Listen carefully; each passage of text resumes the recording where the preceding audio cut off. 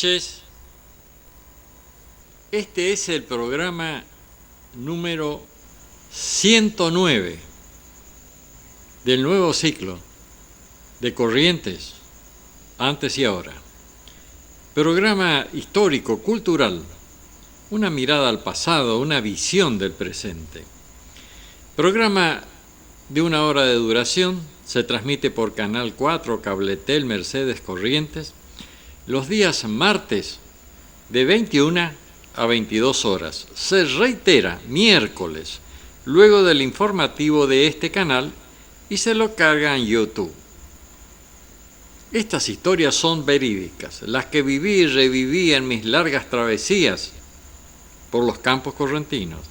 Otras que escuché de personas que las protagonizaron, donde se reflejan fielmente, sin aditamentos políticos, religiosos o sociales, a los hombres y mujeres productos de la tierra correntina. Las empresas, grandes y pequeñas, que empujaron la rueda del progreso. Son ellos, no otros, los protagonistas de Corrientes, antes y ahora.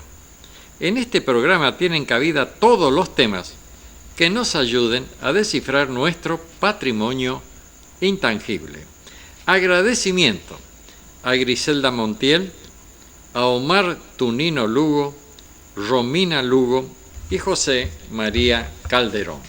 También a nuestros auspiciantes que hacen posible que podamos estar acá, en este canal, emitiendo este programa.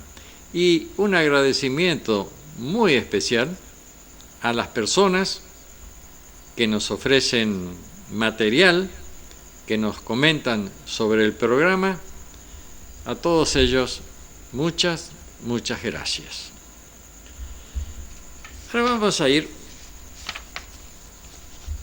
a la generación sin celular. Parece algo muy lejano, pero no es tanto esto de la generación sin celular. Los chicos, nosotros, no teníamos celular.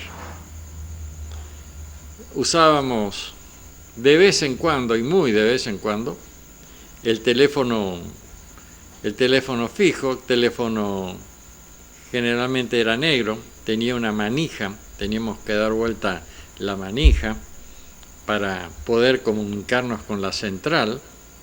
Acá, la central de Mercedes, estaba el señor Núñez, su esposa y muchos otros, y algunos otros, que nos pedían número, y bueno, ahí teníamos que comunicarnos, decíamos, y los números, como había muy pocos teléfonos, muy poca gente tenía teléfono, eran de 2 cifras, 52 era el negocio de mi abuelo. Después, cuando fueron aumentando los teléfonos, la cantidad de teléfonos, no el precio, sino la cantidad, se le agregó un número más y así. Entonces decía que los chicos tenían otro entretenimiento, no como ahora, que están casi permanentemente con el celular. Algunos dicen que eso es nocivo, pero el chico tiene que saber manejar el celular, porque todo ahora depende. Si usted compra un pasaje, sube al colectivo, le muestra al colectivero ahí lo que tiene en el celular. Yo no lo sé manejar, si no veo a otros cómo lo manejan. Para todo hay que emplear el celular, y cuando mejor lo emplean, aunque ahora quizás lo empleen el celular como para comunicarse entre ellos, darse mensajes, bueno, no sé, mirar cosas ahí, pero es muy importante esto del celular. Bueno, como decía al principio, nosotros, mi generación y algunas otras que nos sucedieron, no tenían celular. Nosotros, me acuerdo que para comunicarnos, hacíamos con una lata de duraznos, le hacíamos agujerito con un clavo, pasábamos una piola, le hacíamos un nudo para que no zafe eso, para que no pase el agujerito que le habíamos hecho, y allá en otra lata hacíamos lo mismo y teníamos una piola de, no sé, 20 metros y nos poníamos acá y supuestamente escuchábamos lo que decían desde el otro extremo de la piola. Estábamos, que tenía obviamente también otra lata de dulce de durazno. Bueno, así nos comunicábamos, teníamos otro tipo de diversión, mucho deporte, mucho ejercicio, fútbol fundamentalmente, y bueno, teníamos otras, y cuando escuchábamos radio, apenas se escuchaba, había que sintonizar y muy bien, a veces se iba la onda y demás. Bueno, era otra generación totalmente distinta hasta que apareció Internet y, como dijo John Fisher Kennedy, esto va a cambiar el mundo, y sí, lo cambió realmente.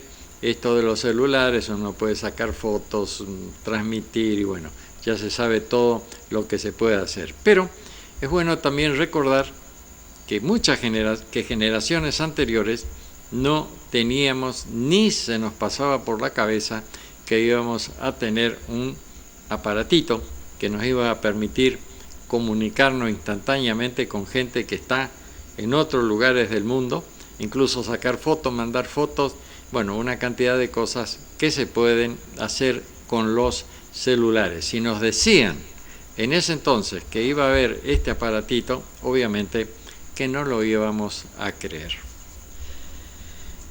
Ahora voy a ir a los puentes de la Yui. Yendo hacia la Laguna Iberá por la ruta 40, pasando la estancia de Las Marías, se ingresa en los bañados del Ayuí. Entonces había unos puentes construidos que eran puentes artesanales para pasar el bañado del Ayuí. Había más o menos 8 puentes eran. Obviamente que el más grande estaba en el medio donde pasaba el arroyo, y los otros estaban para ir cubriendo los bañados, ¿no? Y los puentes eran una obra porque después fueron reemplazados, al lado se hizo otra ruta por puentes ya de hormigón, de cemento, puentes más altos, porque esos puentes del Ayuí eran de madera, era una obra de piedra, una obra artesanal, y no eran, al pasarlo, eran puentes curvos, había que subir y se bajaba, la ruta estaba más baja y se subía así como una loma. Si uno venía muy rápido y no lo podía, y ingresaba rápidamente a eso, era como un lomo de burro grande, ¿no? Y bueno, había que pasar con cierto cuidado, a marcha lenta, subían y se bajaban del otro lado donde estaba la ruta, que era obviamente de ripio. Parte de ripio, a veces también ripio tierra, a veces se hacían pantanos. Cuando el Ayuí crecía, no se podía pasar porque los puentes, el agua pasaba arriba de los puentes, arriba de la ruta, quizás no sé si arriba del puente, pero sí de los puentes, porque eran elevados, pero sí arriba de las rutas. Y entonces era muy hondo y no se podía transitar, y era incluso hasta peligroso. Luego la empresa Segiaro, que construyó la nueva ruta, el señor Kanga, creo que era el que estaba a cargo de esa obra. Bueno, trabajaron mucho tiempo, pero con muchas máquinas, y pudieron entonces hacer una ruta paralela al lado y puentes mucho más altos que ahora, por más que crezcan, el arroyo Ayuí, ni los bañados no pasan arriba de los puentes. Entonces, un recuerdo, esta es una... Yo no sé si lo han destruido o están todavía ahí, pero voy a ver si en algún momento puedo sacar o ver si tenemos alguna foto de esos puentes, porque, reitero, era una verdadera obra de la artesanía, cómo construyeron esos puentes sobre los bañados y el arroyo Ayuí. Ahora me voy a recordar a Aparicio Altamirano. Y esto se lo voy a dedicar a mi mujer, porque ella me cuenta que su papá, Luis Peloso, le decía que a ver si ella podía conseguir, claro, en ese entonces era muy jovencita, obviamente no había internet ni Google donde buscar, si le podía conseguir el libro de Aparicio Altamirano. Hay un libro de Aparicio Altamirano.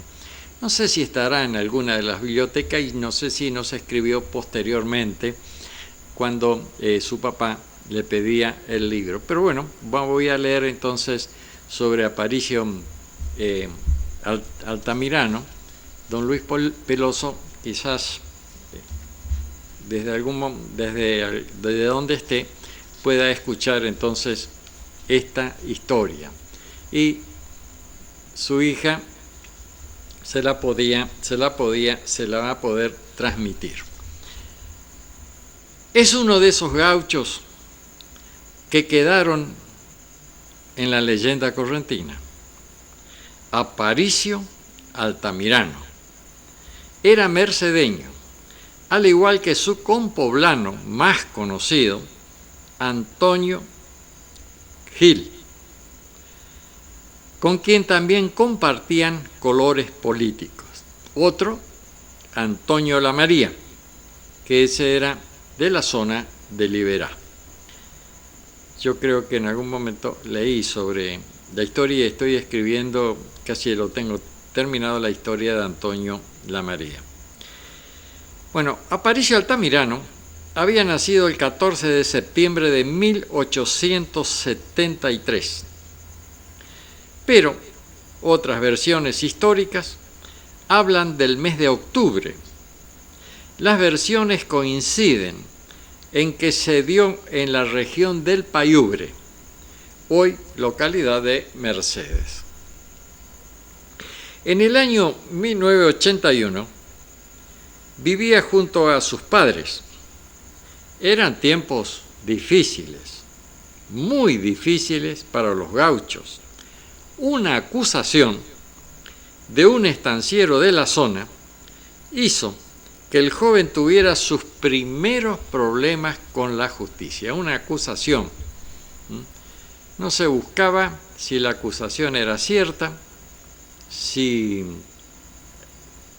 o si era con alguna intención esa acusación. Nadie buscaba la verdad, sino una vez que estaba la acusación, el ganadero, el estanciero, en ese entonces, eran casi dueños y señores de la vida de muchas personas. La guerra contra el cuatrerismo y las cacerías de bruja. Claro, en ese entonces había mucho cuatrerismo. Pero yo siempre me pregunto si en ese entonces ya había marcas y señales, porque ¿cómo se sabía si ese animal era de tal o cual estanciero? Estuve tratando de averiguar, nunca pude saber si ya eso de marca y señales existía antes, o si eran animales orejanos cimarrones. Orejano quiere decir que no tienen marca ni señal, o quizás le hicieran alguna señal en la oreja, no sé, a lo mejor le ponían alguna marca, no sé. porque los animales eran muy ariscos. No sé tampoco si había corrales. Ahí la última instancia Oscuro Mantilla, de esto ya hace muchos años, había ahí animales cimarrones que para cazarlo, bueno, en algún momento voy a contar esa historia. Bueno, Altamirano tenía tan solo 18 años de edad, y la partida que se envió para detenerlo era modesta. Un chico, lo que hizo posible su fuga. Se dice que hasta le robó un caballo a uno de sus captores, o supuestos captores, con que él finalmente pudo huir. Pudo refugiarse, pero llegaría el momento de la emboscada. Fue rodeado en un rancho en la campiña de San Roque, donde vivía con su pareja y su hijo, su pequeñísimo hijo. Durante el primer ataque de las partidas, falleció su hijo, el pequeño. Le pegaron un balazo al pequeño. Altamirano se desmoralizó y quedó aturdido. Luego, pero no se entregó. Estaba con toda la furia, las ganas de vengarse, las ganas de alguna manera que le paguen la vida de su hijo, y no quiso entregarse. Pero la partida lo fueron a llamar a su padre, quien intervino en la negociación, podemos decir, y logró que su hijo se entregue. Logró la rendición. Se rindió, entregó su revólver y pudo asistir al entierro de su hijo. Y luego fue conducido a la cárcel de Corrientes, capital. 17 años estuvo detenido en esa prisión, junto a peligrosos ladrones y asesinos de la época. Aparicio se supo ganar el respeto. Decían que tenía fama de hombre justo, pero peligroso. Su juventud, entonces, la pasó detenido, encerrado, junto a peligrosos ladrones, asesinos de esa época. La fuga más grande de esa época era la segunda noche del carnaval de 1904. Una banda de presidiarios fraguaría la fuga más grande de esa época. Altamirano se unió a Paraguay Villalba y a Rolón Caré, le decían también el Tuerto, y Olegario Álvarez, quien asumió el liderazgo del grupo. En los primeros meses los prófugos se escondieron en el monte Luciano. Luchicavic formaron una primera posta e incorporaron nuevos paisanos a su banda. Formaron una banda. Este gran grupo es el que cabalgó y protagonizó múltiples episodios recordados aún en los departamentos de Empedrado, Mburucuyá, Acatí, Bellavista. Aparicio era del Partido Autonomista, defensor de las ideas del gobernador Juan Ramón Vidal, opositores a la política de colonización promovidas por la nación en el marco de sus planes de inmigración. Tanto él como Olegario obtuvieron favores de algunos terratenientes de filiación colorada. Sin embargo, sus dominios eran los caseríos pobres, donde se los trataba con temor, respeto e inclusive con admiración. Dentro del grupo de los forajidos famosos, Altamirano se destacaba por su aspecto agringado, su caballo blanco y la velocidad con la cual lograba evadirse de los hombres de la ley. Para completar su leyenda y emulando a los hombres como Antonio María y Antonio Gil, buscó durante algún tiempo refugio en las bases de un gran ombú. Se supone que dicho escondite se encuentra localizado en la región de Muchas Islas, al norte de la ciudad de Bellavista. Los guardias, la guarida, es hoy un santuario menor, pero en su homenaje. Las fuerzas policiales correntinas del principio del siglo XX acumulaban entre sus líneas hombres de gran experiencia e inclusive de pericia a la hora de combatir bandoleros rurales. En los diferentes cruces con la ley el grupo fue menguando, fueron muriendo, hasta reducirse a un número no superior a 4 personas. Dicen que este grupo tuvo fama de no entregarse, de morir en la disputa, en la pelea, en los enfrentamientos, pero no entregarse, no volver a la cárcel. Atrapado y fulminado. Con 60 años, Aparicio, y vivió bastante en esa época tan peligrosa, cuando la vida y la muerte cabalgaban juntos. Era más fácil morir que vivir. Bueno, Aparicio seguía siendo un prófugo de la justicia correntina. Sin sus compañeros para defenderse, fue rodeado por la policía.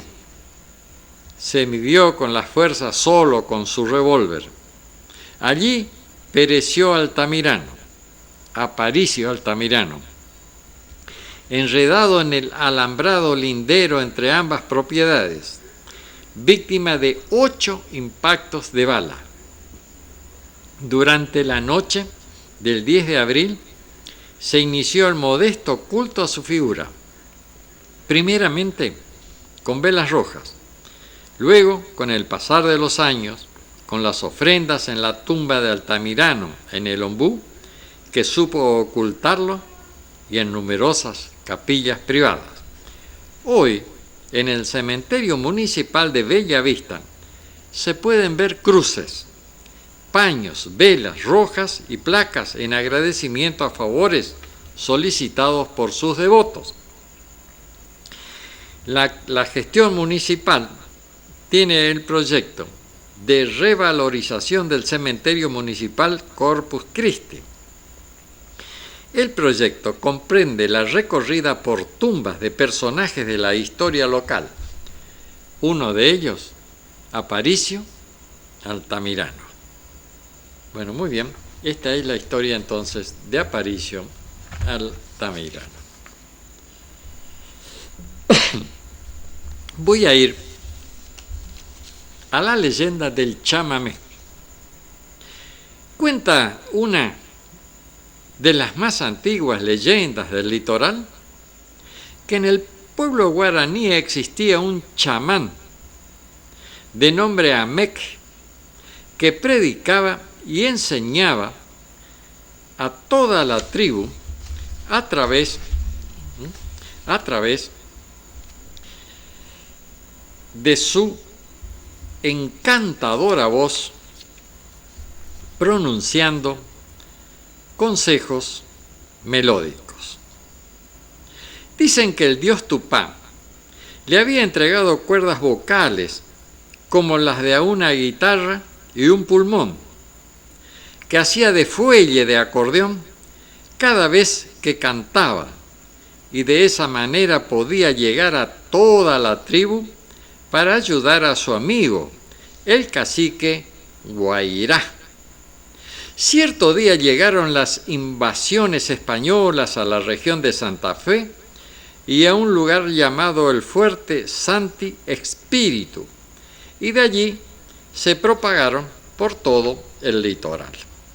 Luego de perder algunas batallas y escapar mucho tiempo por bosques y montes, un grupo de la tribu guaraní al mando de Guairá y el chamán Amec lograron establecerse entre el Uruguay y Paraná. La vida del pueblo guaraní continuaba con luchas y reducciones, con muertes y lamentos, hasta que Guairó mandó a negociar a su chamán Amé al fuerte donde se encontraban los españoles, y de camino algunos grupos jesuitas. Cuenta la historia que el chamán fue puesto prisionero y colgado de un árbol frondoso y solitario, condenado a morir en soledad. Pero lo que no sabían es que el chamán cantaba y cantaba con su dulce voz y el dote que le había dado Tupá y la Pachamama. De ratos, cuando parecía agotarse su aire de acordeón, pegaba un zapucay, grito de guerra guaraní, grito macho de los correntinos, llamando a los pájaros de Uruguay y el Paraná. Y de pronto, una nube de aves rodeó al chamán Amec, y este poco a poco comenzó a convertirse en ave cantora. Dicen que al trinar de este pájaro lo llamaron chamán Amec, en honor al brujo querido de la tribu, que supo enseñar a través de su voz el coraje del pueblo guaraní y también la nostalgia de la soledad en que murió. Mucho tiempo después se lo llamó chamamé, y se convirtió en la melodía de gauchos y huaynas que conservan sus raíces guaraníes. Bueno, muy bien. Entonces ahora vamos a ir, como corresponde, a un chamamé. Chamamé, aquella dicha, por el conjunto Solís Jiménez. Como siempre digo, la música de este programa la selecciona Omar Tunino Lugo. Vamos entonces al chamamé.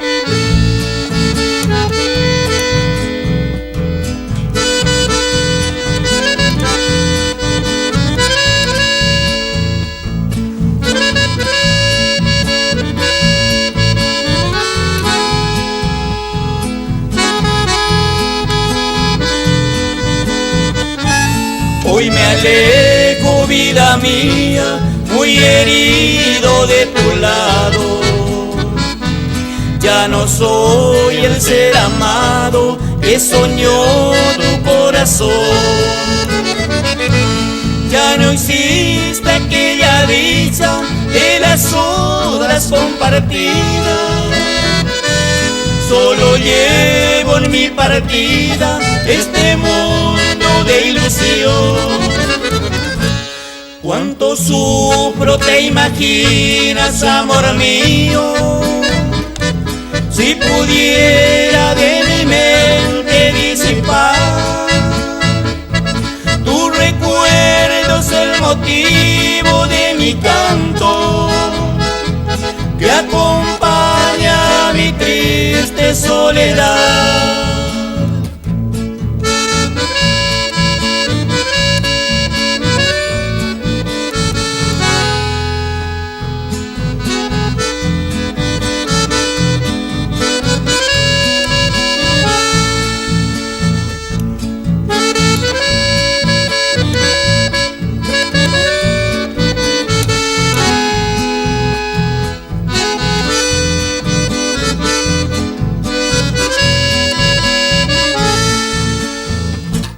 Cuánto sufro, te imaginas, amor mío.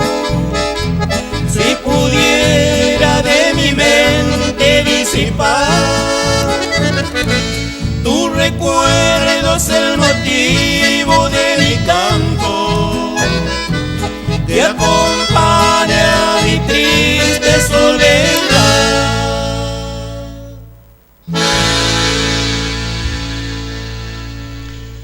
Bueno, entonces fue el chamamé, aquella dicha, por el conjunto Solís Jiménez. Ahora voy a ir a la leyenda del Maitú, el regenerador del bosque nativo, Eran épocas de verano, con un sol ardiente que rajaba la tierra. Muchos árboles secos por la sequía que había comenzado a prenderse de a poco un fuego. Primero un humo, y luego comenzaba a tomar fuerza toda la flora seca, alimentaba la fuerza del fuego. Comenzaron los animales a correr escapando del terrible incendio. Solo el Mai Numbi y el Maitú quedaron en esa triste escena. Mai Numbi, picaflor, con su pequeño pico, recogía agua y tiraba al fuego, mientras Maitú picaba y recogía las semillas de todos los árboles frutales de la tierra, de la selva. En medio de la escena, lograron cruzarse y hablar. Mai Numbi, ¿qué haces?, preguntó el Maitú, a lo que la pequeña ave contestó: si mueren las flores, no tendré yo alimento. Debo apagar el incendio. Maitú lo miró asombrado, con sus ojos llorosos, emocionado por la valentía y el compromiso de aquella avecilla, y le dijo: mira mi pico, aquí llevo todas las semillas de todas las plantas. Cuando el incendio termine, las flores volverán a crecer. Si quieres, podrás ayudarme.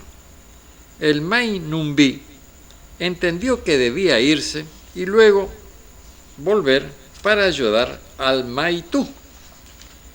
Mientras el Maitú, con sus terribles garras, arrojaba grandes tiras de tierra rodeando al fuego para contenerlo, luego un viento fuerte con llovizna lo apagó.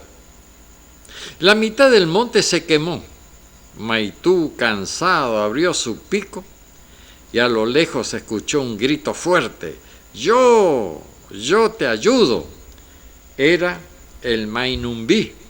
Mientras Maitú descansaba, Mai Numbi esparcía las semillas de sus flores favoritas sobre la tierra negra y abonada. Maitú recobró fuerzas y fue plantando uno a cada una especies de árbol que se habían quemado. El monte volvió a llenarse de plantas y animales. Maitú, el regenerador de la creación de Tupá, había ganado su gracia, mientras Mai Numbi traía la buena noticia al resto de sus pares. Datos sobre el Maitú. El Maitú tiene un rol vital dentro del ambiente, ya que es conocido como un dispersor de las semillas debido a su gran consumo de frutos y, por ende, va dejando las semillas a su paso. El Maitú es un ave regeneradora de bosques al dispersar las semillas de los frutos que consume. El retorno de esta especie a Liberá representa el retorno de un importante actor en la restauración de los bosques nativos. Bueno, muy bien, entonces, muy importante esta ave. Toda las aves, los animales, tienen una razón de ser. Algunos son predadores, entonces eso van conteniendo, o que otros animales, haya demasiado de esos animales, que haya una sobrepoblación. Entonces los predadores son los encargados de, bueno, cada animal, comenzando por el hombre, tiene una misión en la creación de Dios nuestro Señor. Ahora voy a ir al general indio. Esto lo escribió Víctor Hugo Torres y es traído entonces del libro El general indio. Matías Abucú. El cacique Matías Abucú fue un guaraní puro de la etnia Aba y llegó a ser capitán del regimiento de granaderos a caballos del general San Martín. Reitero, el cacique Matías Abucú fue un guaraní puro de la etnia Aba y llegó a ser capitán del regimiento de granaderos a caballos del general San Martín. Poco espacio le dio la historia, pero siempre fue protagonista de acontecimientos esenciales en ese periodo independentista. Nacido en Apóstole, con memoria genética y sincretismo guaraní jesuita, obedecía al cacicazgo superior de Andresito, de Andrés Guaycurarí. Hay un libro sobre este personaje, Andresito, que escribió, hay varios de ellos, pero hay uno que escribió nuestra escritora, Charo Páez. Bueno, a principios de 1813, con el grado de teniente, secundó al capitán Antonio Morales. Intervino en el traslado de 283 jóvenes misioneros del departamento de Concepción para integrar en Buenos Aires el regimiento de granaderos a caballo, tal como lo había solicitado al gobierno de Misiones el primer triunvirato por expreso pedido de su jefe fundador, el teniente coronel José Francisco de San Martín, el padre de la patria, paisano de todos ellos, nacido en el pueblo Yapeyú, otrora orgullosa capital del imperio guaraní jesuita. Bueno, entonces este indio llegó a ser capitán del regimiento de granaderos a caballo. De alguna manera, bueno, del programa pasado me había quedado algo de la trágica historia de las jóvenes partisanas de los nazis que colgaron en la horca. De esa guerra terrible, realmente de los nazis que ejecutaron a 6 o 7 millones de judíos. Y yo cuando estuve en Italia escuché la historia de los partisanos, de la gente, de los guerrilleros que combatían la invasión nazi.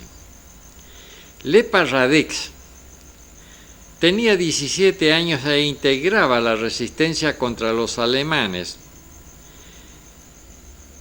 y los Ustasha de la antigua Yugoslavia. Después de un tiroteo fue detenida y torturada. Sus enemigos no pudieron sacarle ningún dato. Algunos días después la mataron en una ceremonia pública, una niña de 17 años. Los soldados y oficiales nazis trataban con desprecio a sus víctimas, mucho más cuando eran enemigos y habían intentado contra la vida de sus colegas. Eran inclementes, no había segundas oportunidades. Esa vez hicieron una excepción. Creyeron que como era casi una nena, que por ser una mujer, ella claudicaría. Un oficial se acercó e intentó que lo mirara. La joven desvió la vista El hombre remedó un tono paternal, condescendiente, y le dijo que no era necesario hacer eso, que ella era muy joven, que tenía toda la vida por delante, que no valía la pena. Era cuestión de dar 1 o 2 nombres y que saldría con vida. Debía entonces traicionar a su gente. El silencio de la víctima. Era el 8 de febrero de 1943. Lepa Radix. La chica tenía 17 años, una adolescente. Las manos atadas. Hacía semanas que no se bañaba. Estaba en el patíbulo, a unos pocos pasos de la horca y de su verdugo. Le quedaban apenas unos minutos de vida, pero no les iba a dar el gusto. No se traicionaría al final. Decidió morir de la misma manera en que vivió. No respondió y se puso en marcha hacia el encuentro del verdugo. El oficial la detuvo e insistió: solo queremos el nombre de tus jefes, los de algunos de tus camaradas y su escondite. ¿Nos das eso? Y te liberamos. Ella movió el hombro para sacarse la mano del alemán y retomó la marcha. Pero antes giró la cabeza y lo miró a los ojos y le dijo: no soy una traidora. Igual, no se preocupe. Va a conocer el nombre de ellos, aunque no se los dé yo. Va a conocer el nombre de ellos. Va a ser muy pronto, cuando vengan a vengar mi muerte. El resto se hizo sin palabras. Nadie más habló. Solo se escuchaba el crujido de la madera, el silbido de las sogas, algún paso de los pocos que podían moverse y la respiración pesada y nerviosa de los hombres que estaban sobre la tarima y de los testigos que miraban con algo de horror el espectáculo. Les costaba entender la utilidad o la necesidad de matar a esa chica algo desgreñada de 17 años. Lepa Radix tenía 17 años. Ya cuando fue ahorcada por los soldados nazis, por ser parte de los partisanos, hasta el final intentaron que delatara a sus compañeros. Entonces, reitero, cuando le dijo: no soy una traidora. Igual, no se preocupe. Va a conocer el nombre de mis compañeros. Y va a ser muy pronto, cuando vengan a vengar mi muerte. Bueno, esta es una de las historias que me había quedado de la semana pasada. El 2 de abril, el próximo martes, entonces se conmemora Día del Veterano y los Caídos en las Malvinas. Esto se conmemora el 2 de abril. Eso va a ser el próximo martes. Pero, como es feriado nacional, y en honor a los caídos, no es feriado, entonces no se va a emitir obviamente el programa, entonces nos adelantamos ya con una semana. Ese día, 1982, los argentinos se despertaron con la noticia de que las Islas Malvinas habían sido recuperadas por un sorpresivo desembarco de tropas del Ejército Nacional.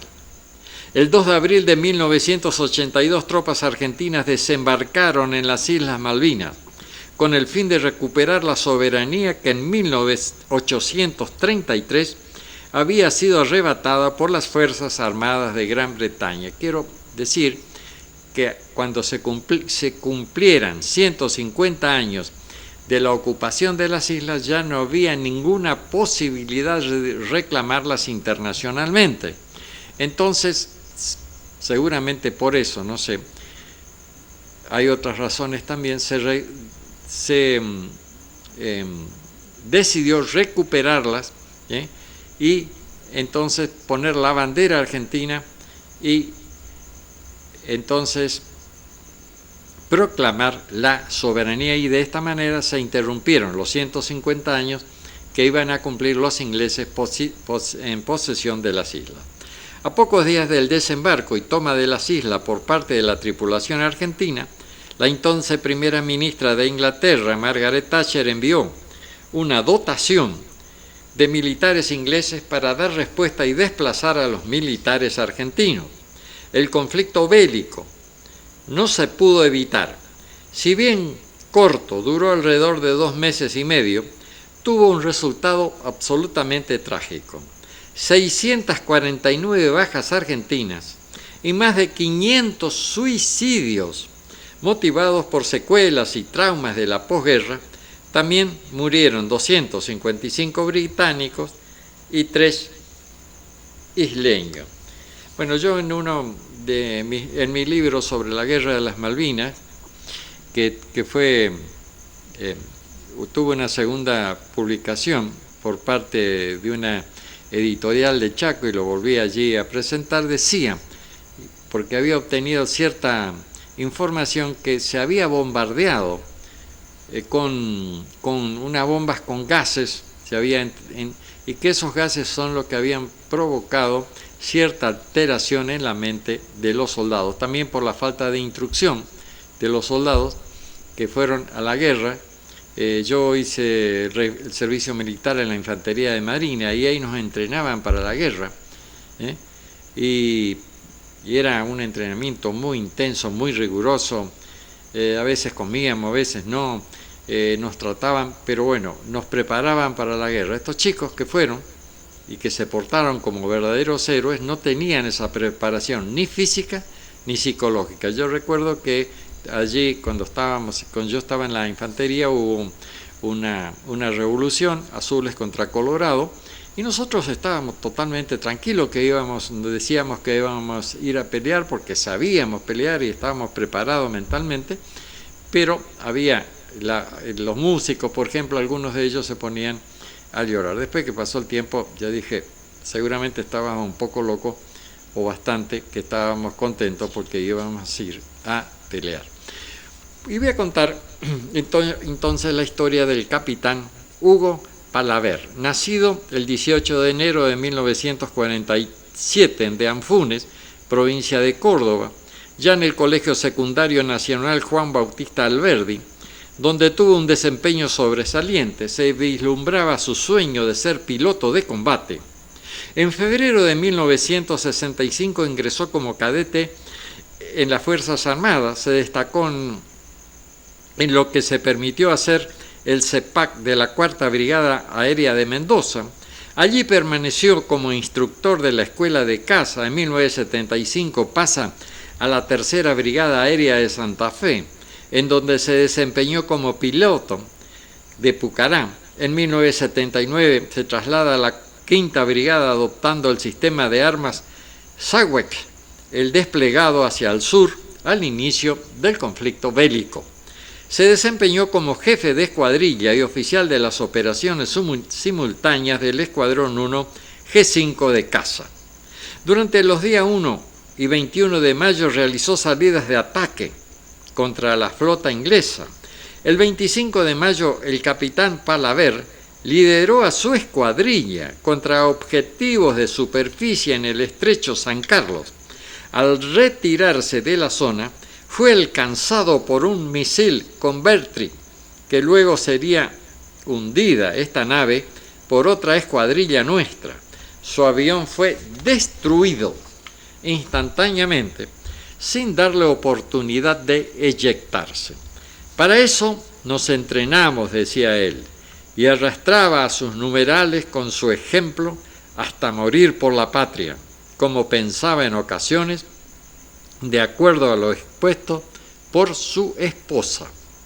Su cara parecía tallada a martillazos, una versión morocha de Kirk Douglas, ese actor norteamericano, creo que es polaco, era porque ya falleció, con el mismo hoyito en el medio de la pera, la misma mirada de acero, la misma voz cortante que hacía temblar los cadetes reclutas, entre ellos yo, jefe de mi sección en Villa Reñor.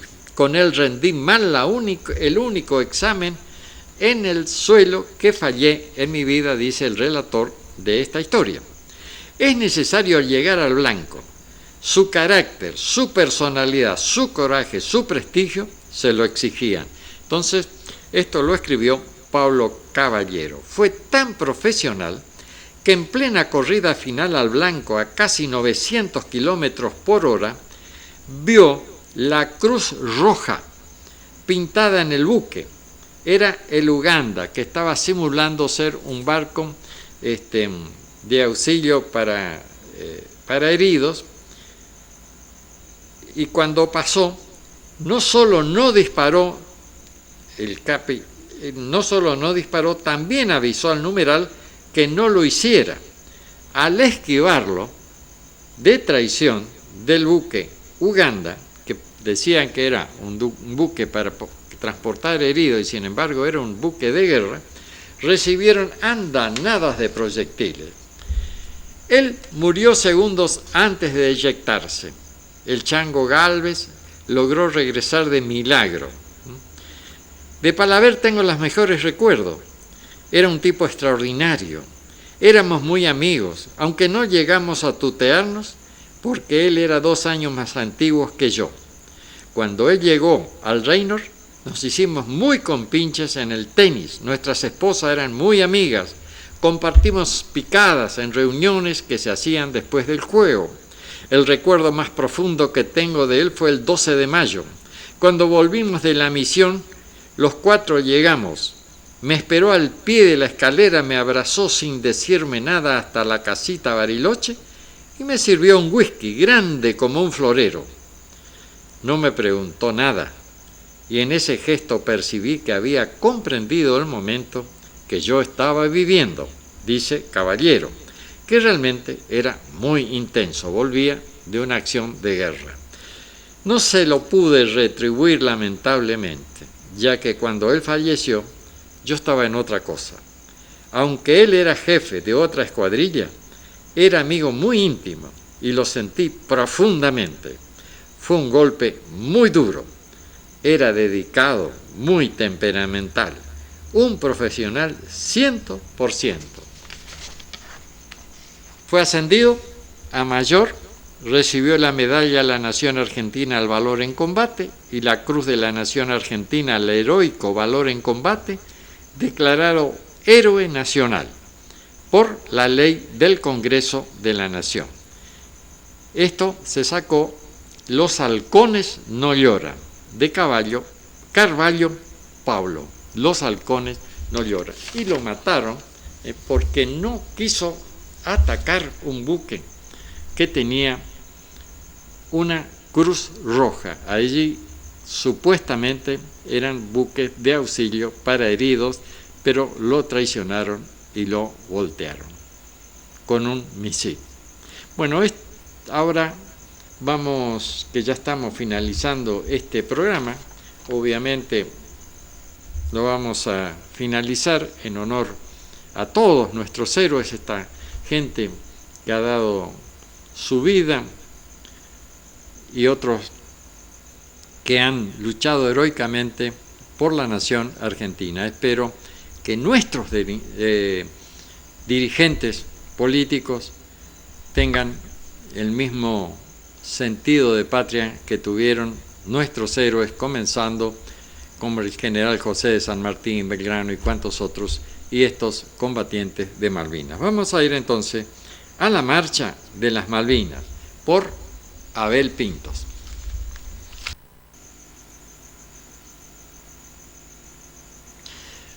Bueno, finalizamos entonces este programa con la marcha de las Malvinas, como no podía ser de otra forma.